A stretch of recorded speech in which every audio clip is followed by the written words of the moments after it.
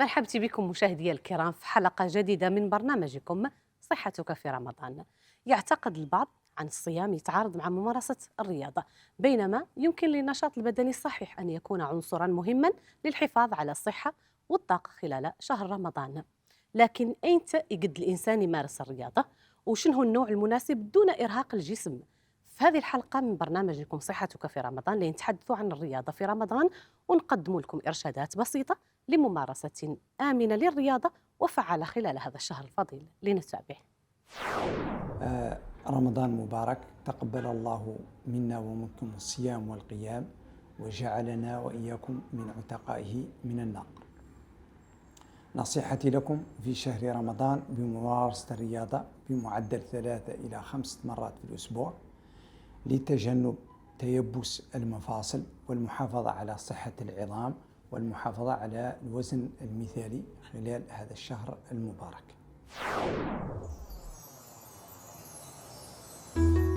ممارسة الرياضة في شهر رمضان عاملاً مهماً للحفاظ على صحة الجسم والتوازن البدني، إذ تساعد على تنشيط الدورة الدموية والحفاظ على الكتلة العضلية والحد من زيادة الوزن الناتجة عن قلة الحركة أو الإفراط في تناول الطعام بعد الإفطار. تؤكد المصادر الطبية مثل توصيات منظمة الصحة العالمية أن النشاط البدني المعتدل يحسن من مستوى الطاقة والمزاج ويسهم في ضبط مستويات السكر في الدم، وهو ما ينعكس إيجاباً على الصائم خلال هذا الشهر الفضيل. بممارسة الرياضة في شهر رمضان من الأحسن ينصح بممارسة الرياضة قبل الإفطار بساعة أو 30 دقيقة، وتكون هذه الرياضة خفيفة عبارة عن مشي أو ركوب دراجات. وبالنسبة للناس اللي تحب ممارسة مثلا الأنشطة الرياضية الزائدة ينصح بممارستها بعد الإفطار بساعتين إلى 3 ساعات. كما ينصح كذلك بشرب كميات كبيرة من السوائل بمعدل 2 إلى 3 لترات مقسمة مثلا من الإفطار حتى السحور.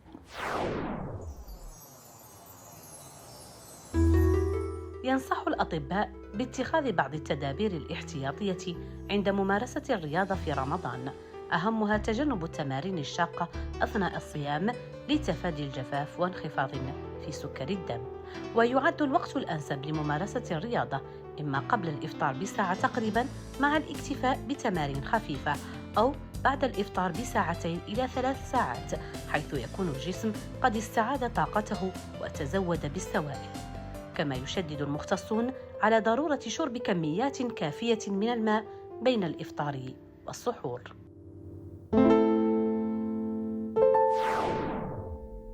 لممارسة الرياضة في شهر رمضان بدون أي مضاعفات صحية، أولا يجب تعديل في الشدة. مثلا نجي نعدل الرياضة ما نجي نعدلها دفعة واحدة، نبدأ بالتدريج. مثلا لابد من الإحماء قبل إجراء أي مثلا نشاط رياضي، قوم إحماء، وبعد ما اللي نكمل النشاط الرياضي يجب أن نرتاح.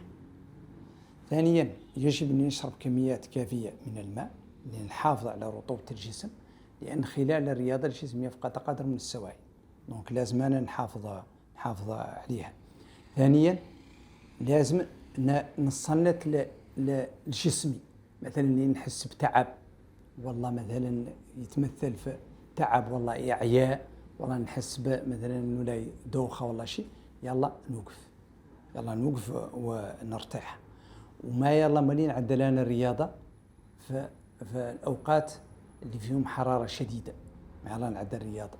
ولين نعود مالي نعدل الرياضه لازم نعدلها يا سابق الفطور تقريبا ب30 إلى ساعه، نص ساعه الى ساعه تقريبا، والله وراء الفطور نفوت نفطر تقريبا بساعتين 3 نعدل مالي الرياضة. ويلا هون ملاحظة مهمة، رمضان ما يلا نبدأ أنا فيه أني مثلا نقول هذا الشهر هو الوقت المثالي يا كان نعدل نظام رياضي جديد.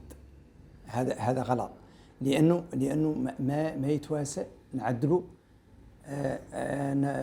نجهد أنفسنا خلال هذا الشهر. تؤكد المراجع الطبية أن شدة التمارين في رمضان يجب أن تكون خفيفة إلى متوسطة، مثل المشي، تمارين التمدد، ركوب الدراجة أو تمارين التحمل الخفيفة. أما التمارين عالية الشدة كالجري السريع أو رفع الأثقال فيفضل تقليلها أو ممارستها بعد الإفطار بساعات. فاختيار الشدة المناسبة يساعد الجسم على الاستفادة من الرياضة دون إرهاق أو تعريض الصائم لمشكلات صحية.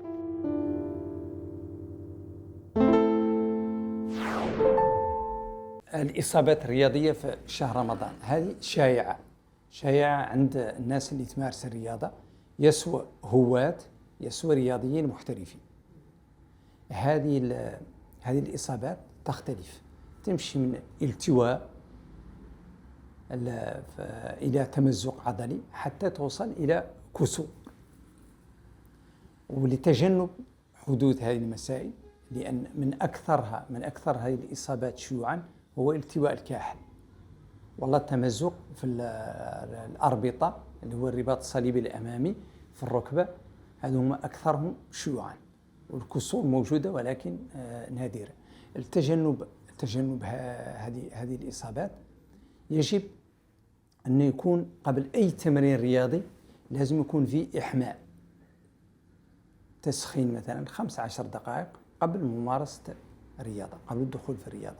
ثانيا يجب نكون أي رياضة لا ينعدلها نكون على علم بالتقنية اللي يلا تعدل في هذه الرياضة، لأن كل رياضة عندها تقنية لممارستها، ويلا يعود عندي الوسائل الكافية لممارسة هذه الرياضة، كسواء مثلا كرة قدم ولا كاراتيه ولا جيدو، يلا يكون عندي المعدات اللازمة لممارسة هذه الرياضة. ثانيا ما يلا دائما في هذه الرياضات نتم نتجنب الاصطدام مثلا باللاعبين اللي معك، وهذا راجع لي لابد نعود نعرف التقنية اللازمة. من النصائح العامة التي يوصي بها الأطباء في رمضان الاستماع لإشارات الجسم والتوقف فور الشعور بالتعب أو الدوخة، الحرص على التغذية المتوازنة الغنية بالبروتينات والخضروات، كما ينصح بالنوم الجيد وتنظيم مواعيد الرياضة بما يناسب مع نمط الحياة الرمضاني. وبذلك تصبح الرياضة في رمضان وسيلة فعالة لتعزيز الصحة والوقاية، لا مصدراً للإجهاد أو الضرر.